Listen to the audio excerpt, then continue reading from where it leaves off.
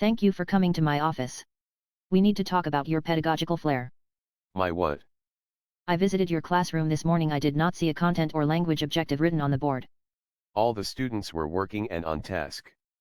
I am sure you noticed that they were studying the different types of interests such as simple versus compound and how they relate to a car, student, or home loan.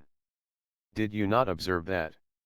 I did not have time as I was only in there for about 10 minutes. I was appalled by the fact that you did not have your content and language objectives posted clearly for all the students to see.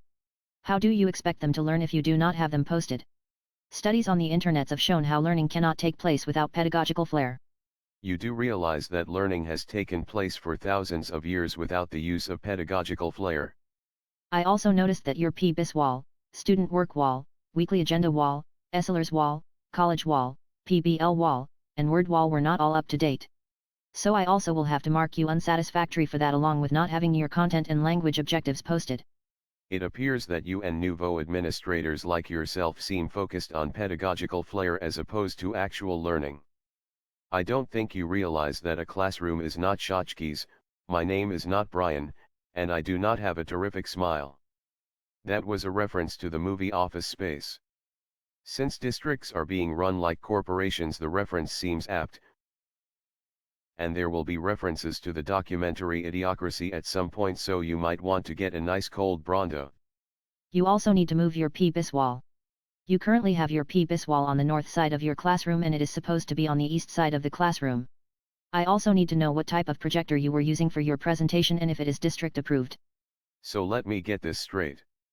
All the students were working and doing actual research on loan types and how it relates to their future, and you call me in here to tell me my PBIS wall is on the wrong wall and ask what type of projector I am using. Yes, these were actually the points of the discussion after a walkthrough. Seriously. Where is it actually documented as to what wall has what pedagogical flair, and how many walls do you think a classroom has?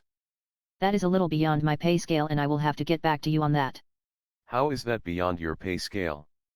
You make over $100,000 a year and all you do is go into classrooms and tell teachers what their walls are missing. If we get rid of your position, maybe the band can get new uniforms without having to sell chocolate, or the history department can get books that don't have George Bush as the current president. I am not worried. The superintendent and I are very good friends. So as long as he is here I will have my six-figure job. Oh, not again.